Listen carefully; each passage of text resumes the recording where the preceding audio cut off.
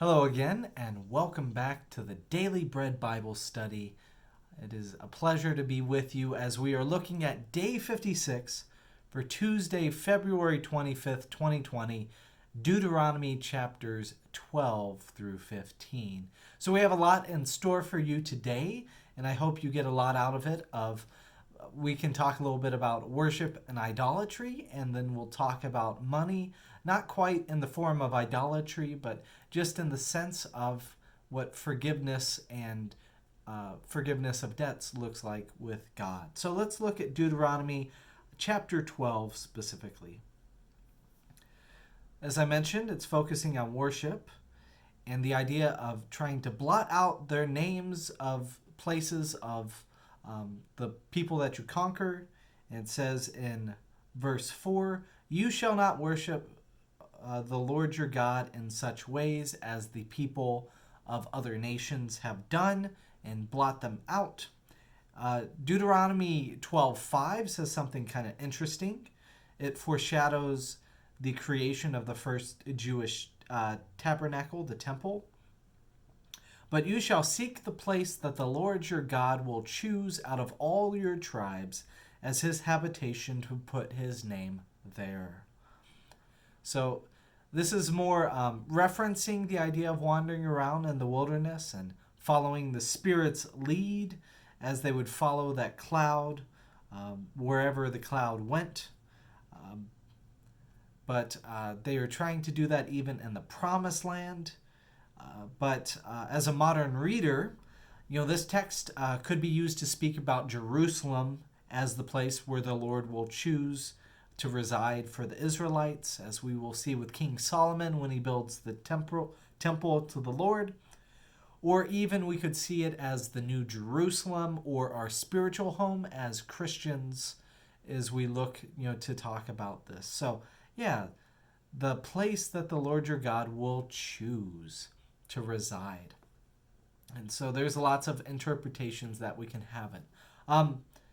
So Moses is thinking more about the logistics of his day and time, and he foresees another challenge to worship, namely the idea that distance is going to be a problem. The distance as the community spreads into these delegated areas of the Promised Land are going to make having a centralized place of worship, say like a Jerusalem, would be very helpful. It would make things easier.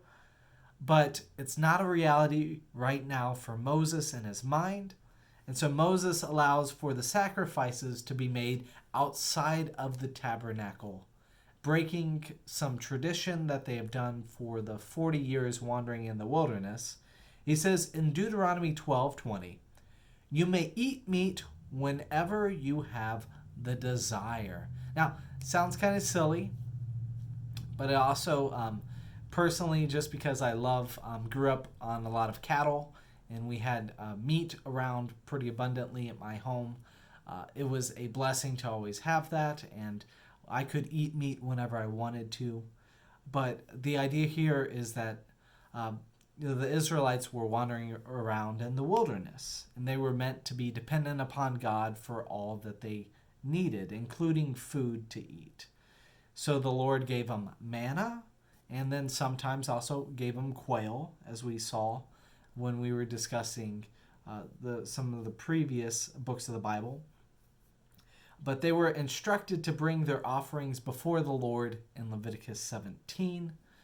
And that passage from Leviticus was doing that to avoid idolatry, because they would sometimes take these animals and sacrifice them to false idols. Our text in Deuteronomy 12 seeks to avoid idolatry as well, and yet also acknowledges distance could be an issue for the spread out tribes of the Promised Land. So, this idea of Moses saying it's okay to sacrifice things outside of the tabernacle, it speaks to what I think is the heart of the statutes, that the statutes that we have should be flexible and contextual. They should be flexible to be able to accommodate the heart of what the law is about, the statute is about. And, for Moses, this is a law about avoiding idolatry. If you are worshiping God and bringing your goods on behalf of the community, especially to take care of the Levites, your brothers and sisters who won't have any food, then go with God's blessing and go and offer sacrifices and be able to do that in other places. It is also very contextual as well too, because there's a different application when they are wandering in the wilderness, and then he's making a case for when they are settled in the areas of the promised land. So sacrificing will look different through different parts, of the Old Testament, and they will practice those rituals differently. It'll be very hard to do that when they're exiled there in Babylon, and they can't offer it up in the temple of the Lord in Jerusalem at that time. But that will lead them for longing to come back to it, which will set up the story of Jesus. Chapter 13, though, Moses talks about success and warns them not to claim successful wonders are the work of other so-called gods. Now, this becomes a concept that is challenging for the prophet Elijah, as we will see in 1 Kings 18. He goes to face the prophets of Baal on Mount Carmel and the over 600 prophets. And though the prophets of Baal could do very impressive things, when they called out to the Lord on the mountain, nobody showed up. They even cut themselves so that they can have blood run down, which, if we're reading this section, you know that blood should not be spilled haphazardly. And they were just spilling blood everywhere, trying to get their God to be able to answer, and nothing happened. And then little old Elijah, the only one, as he thought he called himself, I am the only prophet left to the Lord. He despised the so-called other gods for not showing up, but when called to action, the Lord showed up with fire, and it just happens just like he did in the story of Egypt when they were brought out of Egypt in the Exodus. Moses, getting back to our section here in Deuteronomy 13, Moses then commands you to kill anyone who invites you to practice false worship, which is why the zealous Pharisees in Jesus' time have him crucified on a cross. They thought he was being an idolater and a blasphemer against God, and that he was not worshiping God in truth. And then they killed Christians after that, because believing that Christians worship Jesus instead of Christians worshiping the God who calls us not to practice false worship. But we see Moses is very strong on this point, and he also doubles down on purging ungodly ways from amongst the chosen people, saying that the Israelites should raise captured cities. In Deuteronomy 13:16, he says, burn the town that you captured and all its spoil with fire. These are cities of idolatry, have to be burned.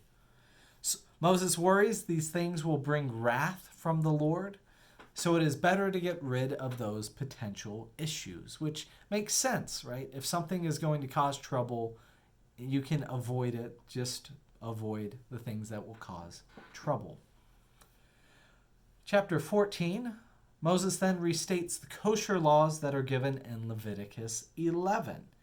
And the only thing I really notice is that the cormorant, the bird, has been moved in position a bit, and that Leviticus 11:22 and 23 are absent.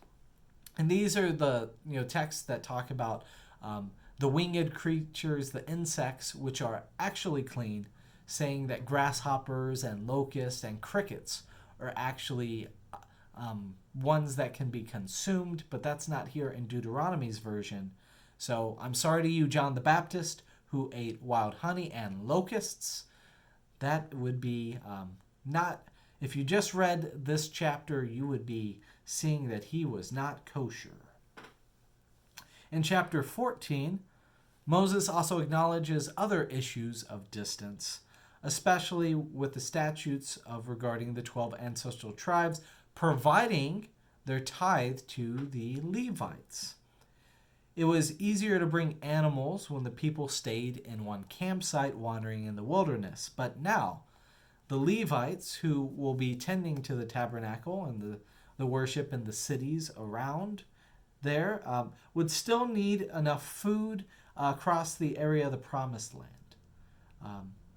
But Moses makes the decision as a leader and allows for donations to the Levites to be converted into other forms, namely money. And I imagine this is part of the reason that there are money changers in the second Jerusalem temple after it's rebuilt, as seen in Matthew 21, Mark 11, and John chapter 2. And then Jesus overturns the tables of these money changers and critiques how Moses' original intention, his logistical concessions for the Israelite people, became a business scheme. So Jesus is not very happy with how Moses' concessions gets even changed even more. In chapter 15, our final chapter for the day, this may be one of the most radical sections of the whole Bible. And why I say it's very radical is because it's also pretty contextual to us, here in the United States, especially the way our society pretty much revolves around the accumulation of wealth.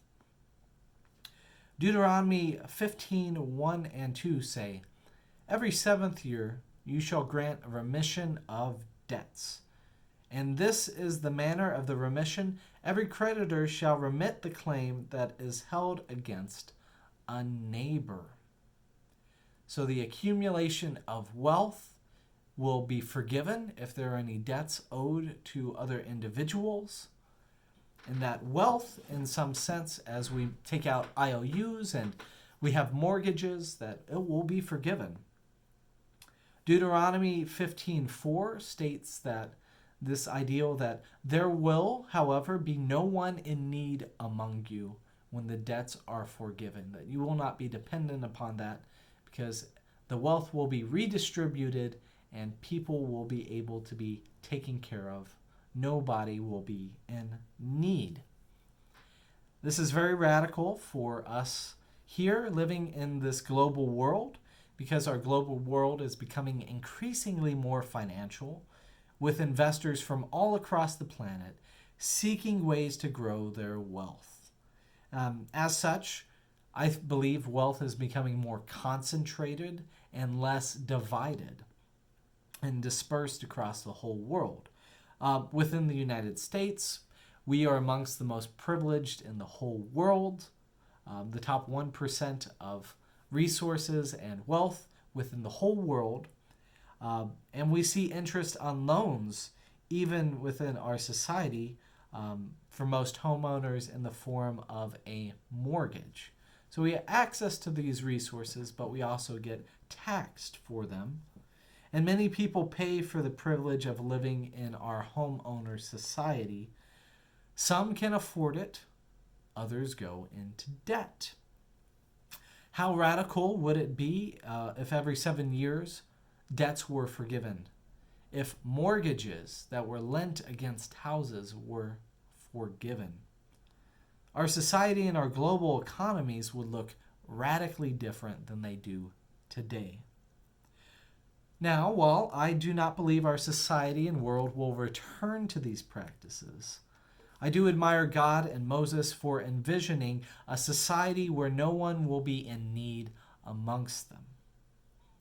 Moses discusses debts in the form of slavery next, a form not just monetary servitude, but formal slavery, and advocates for the same thing happening to slaves, for them to be let go in the 7th year, saying, "Do not consider it a hardship when you send them out from you free persons, because for 6 years they have given you services worth the wages of hired laborers.